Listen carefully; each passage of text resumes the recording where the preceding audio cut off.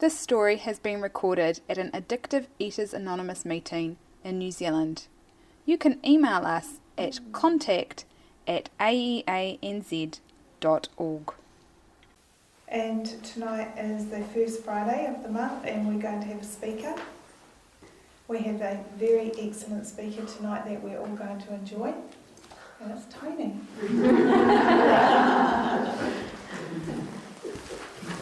Thanks, Kate. My name's Tony. I'm an addictive eater.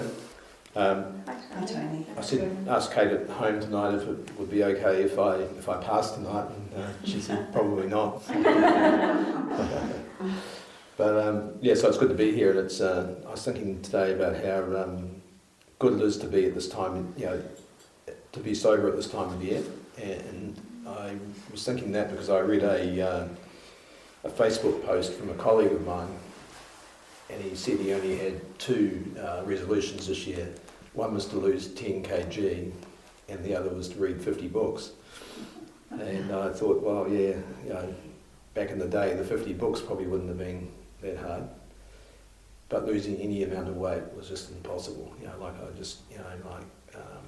Let alone the weight on my mind, which was the biggest problem. So I'm grateful I don't have to do that today. That one day at a time, I haven't had to eat. So it's really good to be here. I was also reading something today where the writer was talking about his earliest memory.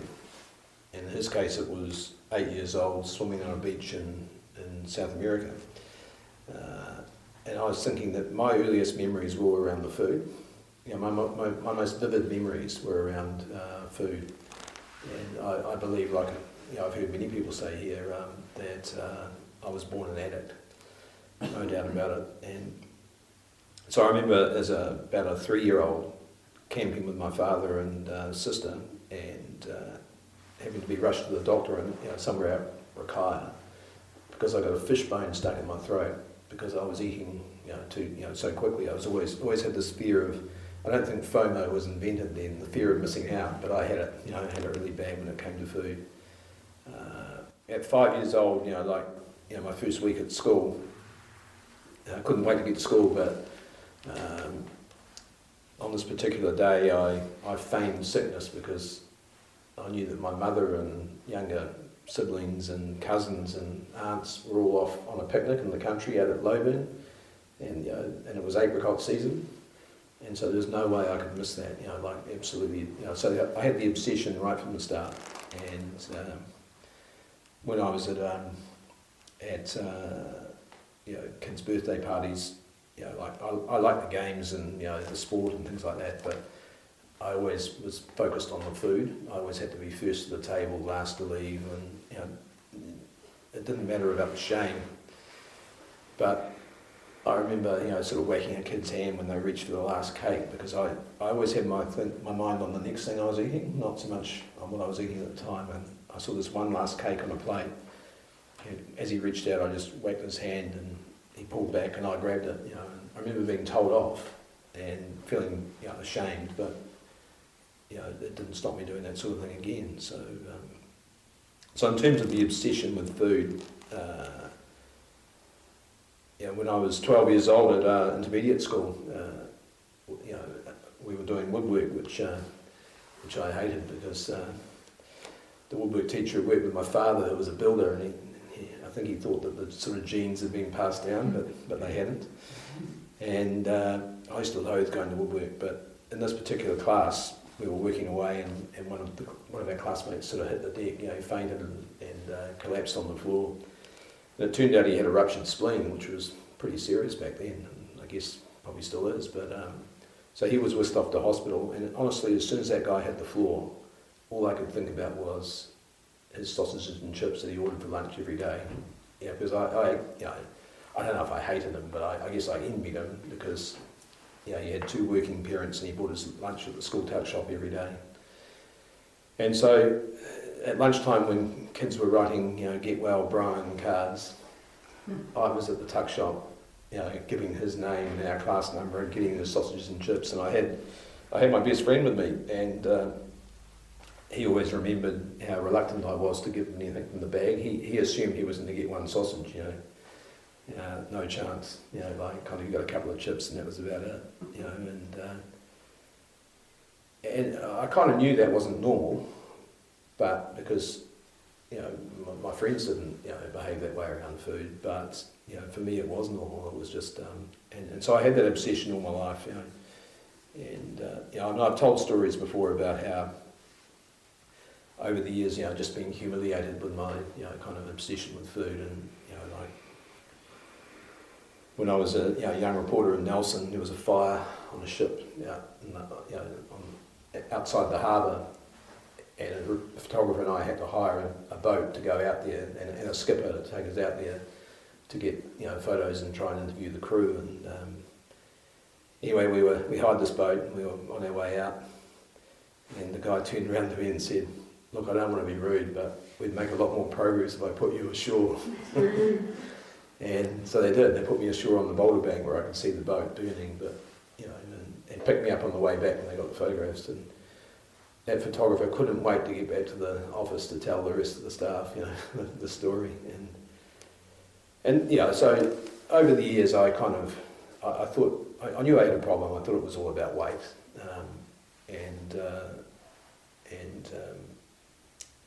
so at the age of 19, when I was put on between 25 and 30 kg in a year, as a student, and I was 19 years old, 19 stone, and had high blood pressure, I decided I'd better go to Weight Watchers. So I went there, and that was the start of in and out of programs like that. Never been able to stick to the food plan, and always thinking, one of my fatal flaws was always thinking that if I just lost weight and got fit, I'd be okay, because I'd played a lot of sport, and so there were times where I'd exercise to get in shape and to lose weight. But by that stage I was also like a full-blown alcoholic. So like I started drinking when I was regularly when I was 14, 15, and that, and the two together, I had no chance. The two always went hand in hand for me, and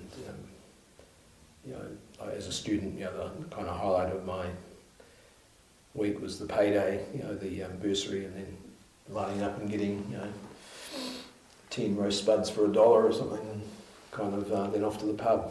And that's just that's the way I thought everyone lived. But part of me knew they didn't, because I knew plenty of people who didn't. But I can tell a lot of stories about food, but really what I probably don't share a lot about is the ism, the kind of anxiety, the fear, and the depression, that I had kind of growing up. And it was, I remember being so fearful that, I had developed this real fear of dogs. So even though I was a big, strapping kind of teenage kid, if I saw a small dog on my side of the road, I crossed to the other side, and the only time I never really felt fearful was playing sport. And when I think back to that time, it was because I couldn't have explained this at the time, but it was because I was actually in the moment. When I was on a sports field playing sport, I was actually in the moment. I wasn't thinking about myself, so much, just about what I had to do in the game. But the rest of the time I was just I was very anxious, and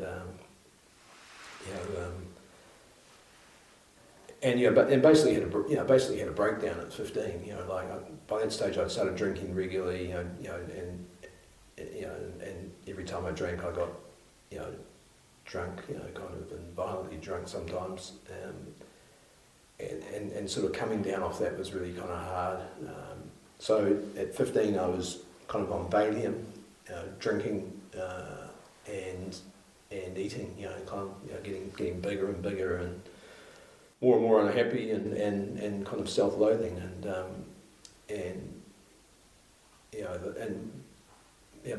my solution was to drink and eat more. That was all I knew, and so at 19, when I went to Weight Watchers, I kind of I didn't really relate to anyone there except a 9-year-old boy who couldn't stop eating. And I couldn't stop eating, but I was losing weight, and I thought I had it beaten for a while because I was playing a lot of sport, and I was sticking to their food plan from Monday to Friday. It was white knuckling it, and at the weekend I would just go out and binge, totally on alcohol and food and drugs if I could, pot if I could get it. And this little boy, he couldn't stop eating neither. So I kind of related to him, and unfortunately he died at about 20 of a massive heart attack at a rugby practice.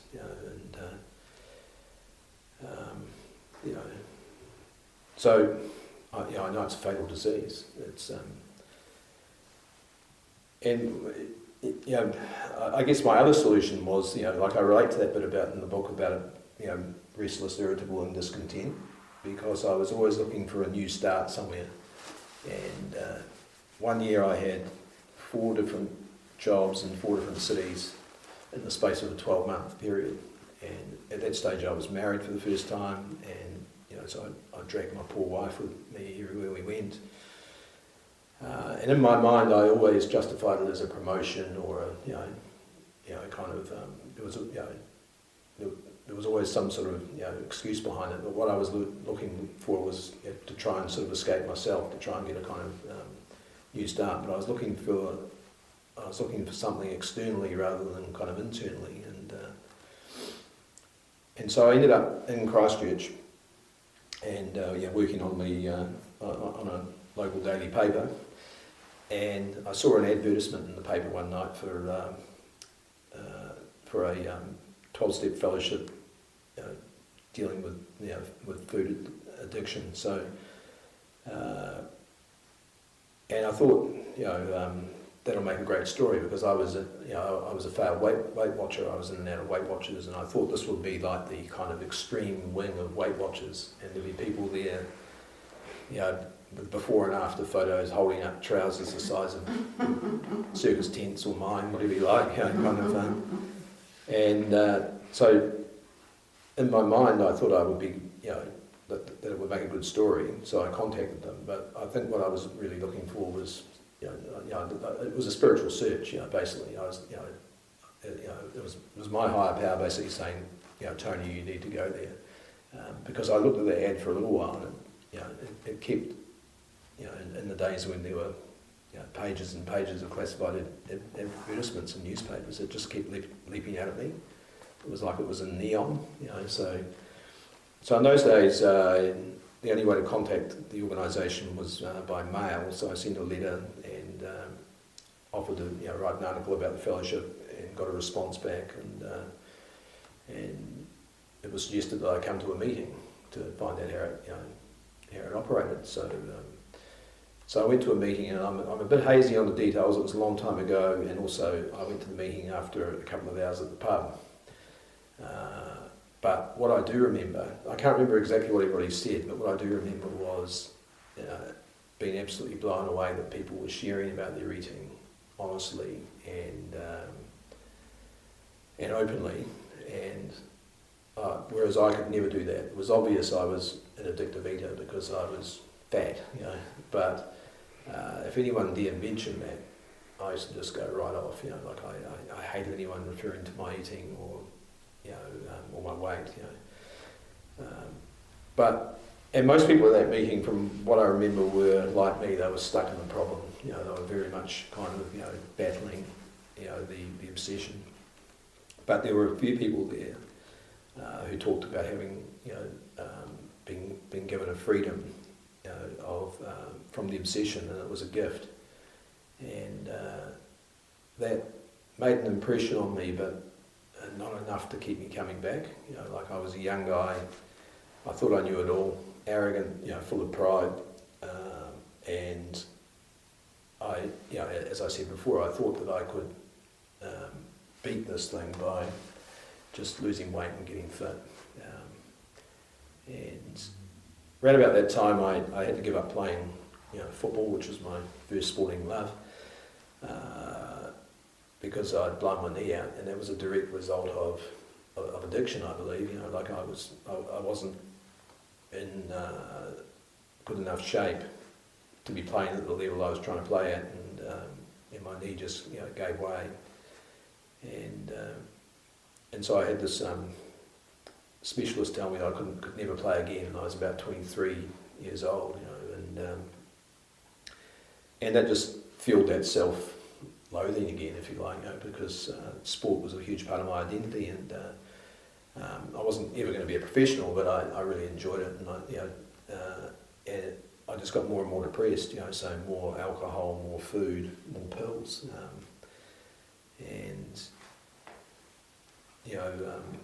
and more geographicals, more moves, and I moved to Nelson after a few years in Christchurch, and my drinking fortunately got bad enough, quickly enough there, that I ended up in Alcoholics Anonymous when I was about 28 years old, and I'd seen a friend get sober in that program, and she took me to a meeting, and I was thinking about this today. I was talking to someone about this today, and although from that first meeting, I haven't had to pick up a drink, through the grace of God, I definitely wasn't sober, and the only reason I didn't drink was because I had the food, I just couldn't and wouldn't, look at the food for such a long time. But I would periodically, when there was some sort of crisis at home or at work, or crisis of my own making, I would, reach out a bit to somebody I'd met in the at first meeting of the Addictive Eaters Fellowship, and I remember writing to her and saying that I thought I needed help with the food, and she wrote back to me and told me what I needed to do. And then I ran it by my sponsor, who didn't understand really, my sponsor in AA, and he said, "Oh no, look, don't be silly, no one ever got drunk on food." Well, I did, but so I dutifully wrote back to her and told her, and she wrote to me again, and not only did she tell me that was wrong, but she told me my sponsor's name, and I hadn't revealed it, So I kind of knew right from that first meeting. I think that first meeting I went to ruined my eating, because I knew that I was no different than the people there. My head would tell me I was different. I'd look at things like gender difference. For a long time I thought that the program's the same as AA, I'll just go there, and that never worked for me. Just trying to use one fellowship as a one-stop shop for recovery, so I watched all these people that came into AA at the same time as I did get better and better, and I was getting sicker and sicker, to the point where I made the fateful decision after a few moves in AA to sponsor myself. That was a disaster. I'm easily the worst sponsor I ever had, by a country mile, and my life just unravelled. It just kept getting worse and worse, and so I ended up separating from my wife, living apart from my kids, seeing them sort of 1 day a week, 2 maybe, and by the stage I was back in Christchurch, so I'd come in and out of meetings. I tended to avoid the people getting well. I tended to go to meetings where there were people like me who were still stuck in the problem. But even I couldn't even stick there, but by then I knew it wasn't. I knew, as I've heard often said, the weight was a red herring. I knew that wasn't the issue, because I had lost a lot of weight at one stage. And I remember being at a football game, first game of the season, and this, guy I knew come up to me and said, "Oh, you're looking great, you lost a lot of weight, and, blah, blah." And I was talking to him on one hand, but all I could see was somebody over his shoulder walking past with a hot dog. And the sauce was sort of running down the hot dog, and I knew that before that conversation was out, I would be at the hot dog stand, and I was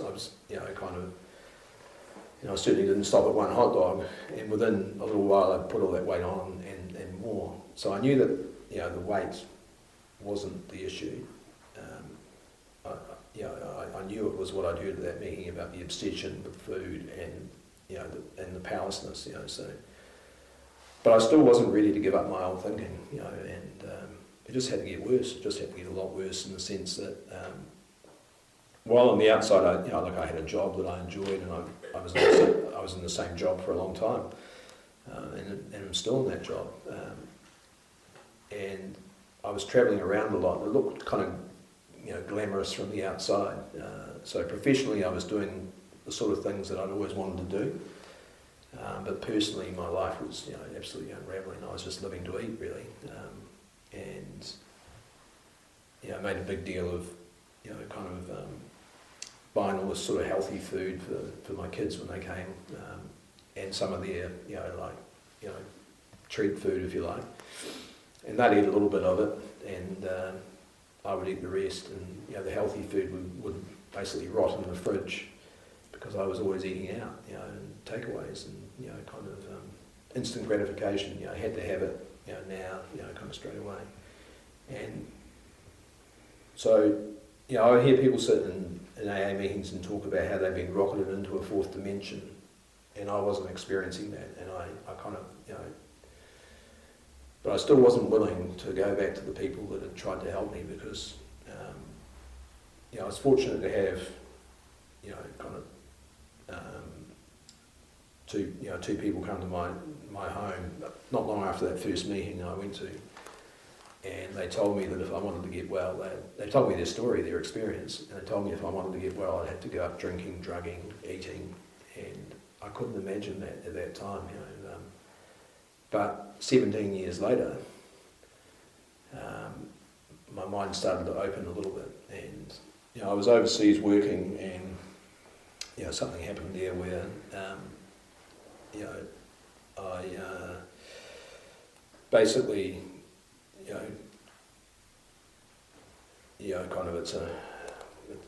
it's basically an old bar scam in Paris that I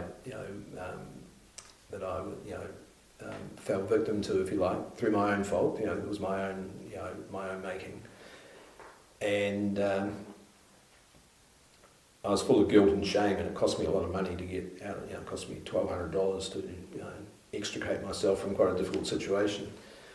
And I went back to my hotel, and I just had this awful feeling of kind of, I don't know, it was dread, but it was also an awareness that I hadn't had that that I was as addicted to food as I was to alcohol, and that when I got home, I had to get back to those meetings with the people that were getting well were at, and I had to do what was suggested.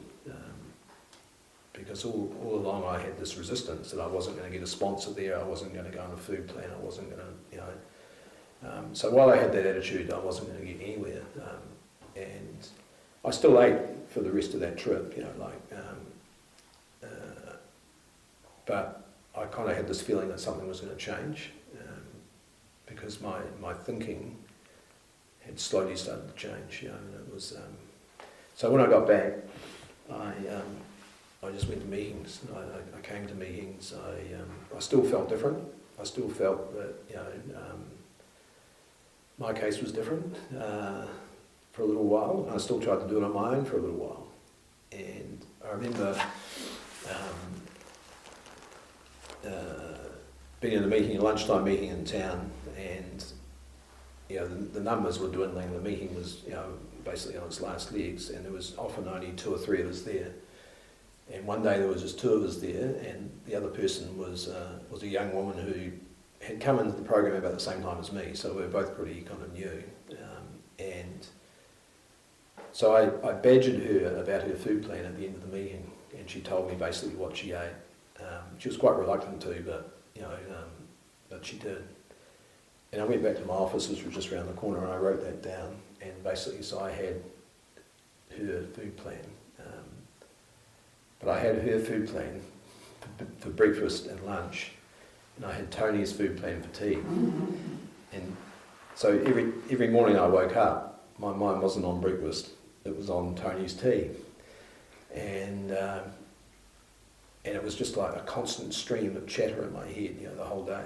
Well, you had Chinese last night, maybe Indian tonight, and you didn't have much last night, so maybe just like, it was like a ticker tape, kind of going through my head, and it was just,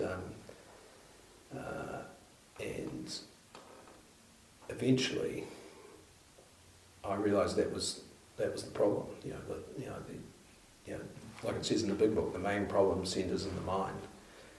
And one day I found myself, I started to ask questions of people, about the program and what they did, and not about their food plans, but and one day I found myself asking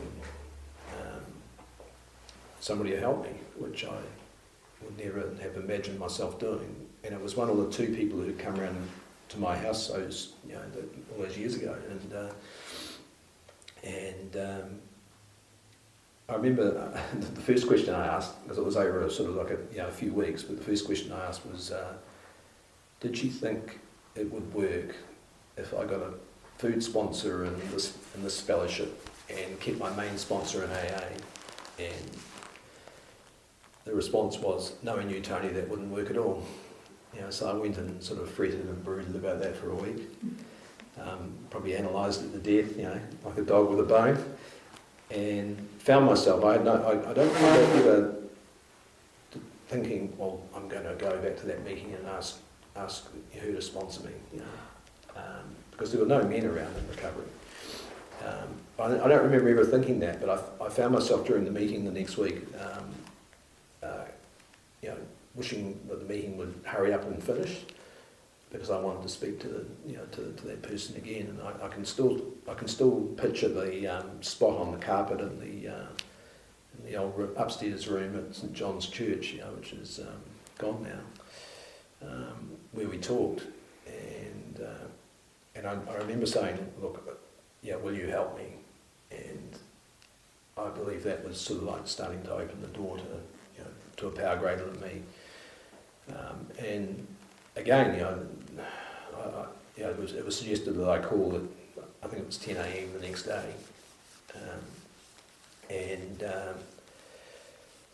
I woke up the next day and I couldn't wait to make that call, which again was a different experience for me, because I was always being, I was like a force field. I would sit, kind of, if I came into a meeting, I'd sit in the corner, I'd have, my sort of arms folded across a reasonably ample midriff, and I would glare and scowl, kind of,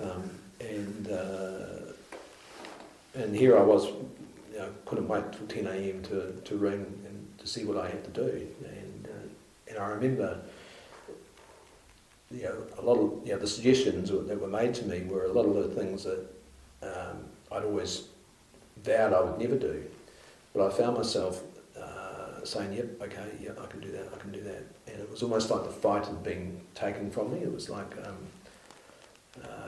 and it definitely wasn't me doing that. It's definitely a power greater than me.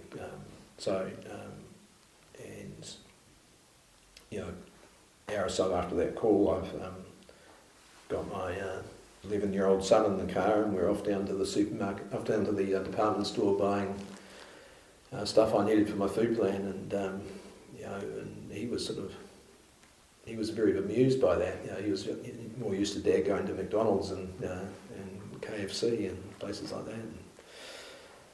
that. So since that day, I haven't had to eat addictively, and I know that's definitely not me doing that. It's no matter what's happened, and like I've even when I've been full of fear about how can I do this, because particularly for the first few years, I was travelling a lot, and I was in some places where I thought, there's no way I'm going to get the sort of food I need here, and I've always been looked after, and I've always been able to turn to my sponsor or someone else for help around practical things like that, but more importantly, like around how to work the steps, because like it says in the book, it's the steps that set us free, and I was sort of gifted again, I think, a beginner's mind at that stage. I forgot how long I'd been in the other fellowship, and to the point where I would and still do, kind of, say in the other fellowship that my sobriety started from the point that that the obsession to eat was kind of withdrawn, if you like. So I forgot how long I've been in AA, and I started working the steps from step one with the direction of a real sponsor, not myself, you know. And what convinced me that I wasn't sober in all those years at the other fellowship was when I came to do a fourth step. There was a lot of stuff in that fourth step that I'd skipped over the first time that I'd attempted a fourth step in a treatment centre. But more importantly, there was a lot of stuff that I had to write down that had happened in the years that I was in AA, not drinking and not drugging. So that convinced me that I wasn't sober in that time, and that, you know, so it changed my idea of what sobriety was. That it wasn't just abstinence from a substance. There was, you know, more to it than that. And so with the sponsor's direction, I was able to get onto a fifth step, and then onto step 6 and 7, and then 8 and 9, and make amends for a lot of those things. You know, and you know, I remember making amends for things that, you know, some of my friends in AA were aghast that I was doing, saying that's too extreme, you know. But I knew that I had to do it because I didn't want to eat again. I didn't, you know, and I certainly didn't want to drink or drug again either. And basically, from someone who, you know, it was so sort of self-contained and thought that I had to, you know, conquer everything myself. You know, I've developed, you know, trust in this program and in the people, you know, here, to the point where I can honestly say that, you know, I haven't been put crook once. You know, I've made mistakes, but those have been on my own making of self-will. You know, so and I thought I was tracking pretty well, you know, because I mean, you know, the food was in its right place, and I've been, you know, sort of, it had been like that for a few years, but I still had a lot of fear, and my sponsor suggested to me once that I do another fourth step, you know, based on fear, and at first, because I've got an ego, I thought, oh gosh, I thought I was doing better than that, but again, you know, it was the right suggestion, and it took me a long time to kind of, I procrastinated over it for a while because that's a kind of character defect, and I wanted to do it perfectly, which is another character defect. But in the end, I did it to the best of my ability at that time. And while I wouldn't say that I'm completely free of fear now, it's got a lot better. And as long as I stay in the now, as long as I stay in this moment, which, you know, kind of, because of the program, because of the 8th and 9th step, and yeah, being able to make amends, I don't dwell too much in the past now in terms of, you know, regrets, you know, anything like that. But my mind can, you know, flip forward to the future. And yeah, recently, you know, at Christmas time, we were down with family at a beach in Otago where my brother lives, and at one stage we're all on the beach, and it was sort of, you know, beautiful white beach. It wasn't really swimming weather, but it was still lovely to be there. And my mum was with us, you know, 84 years old, and, you know, sort of had quite a few operations recently, and she's on a stick, you know, kind of, you know, struggling, you know, mobility-wise is, you know, struggling a little bit. And my mind didn't focus on being at the beach with all the people I love, because the grandkids were there as well, Kate was there, you know, kind of, we were all, you know, together. It was a lovely day. My mind thought, I looked at my mother and I thought, that's me in 25 years. And fortunately, my next thought was, it's not happening right now. To the point where I think that's the first time Kate's heard that story, you know, so I didn't have to dwell on it at the time, but that's where my mind can go. And everything that I read, I guess, about in the big book, and other spiritual kind of tracts, if you like, everything I listen to is all geared around the same thing. It's about staying in this moment now. And when I was eating, when I was drinking, I could never stay in the moment. I lived, full of regrets about the past and full of fear about the future. And so the one thing I kind of hang on to now is that it just keeps getting better. I was talking to a guy today, and that, I was able to say that from my experience to him. It gets better. It's hard at first. But it gets better if I'm willing to still go to any length. I'd like to be spiritually better, but that's probably just ego too. It's just it's absolutely kind of fine.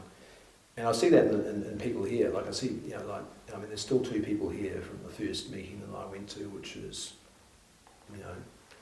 sometime last century, and they've kept coming continuously, and they and others that I've seen here keep getting better, and nothing beats seeing someone come into Addictive Eaters Anonymous and get well, and change and grow and kind of blossom. And nothing I ate, nothing I drank, nothing I smoked or anything ever beats that feeling of seeing this program passed on.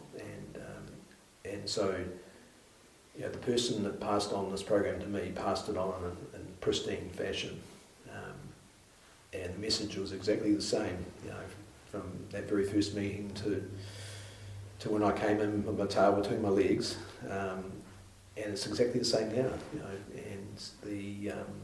and so that's my responsibility, I believe, as a member of this fellowship, is to carry this message, to the still suffering addictive eater, and particularly in men, and it's and I'm pleased to say that all that sort of, I can't think of any other word to say other than crap in my head about gender difference and all that sort of thing. I haven't thought about that for years. It doesn't cross my mind. We're just all addictive eaters.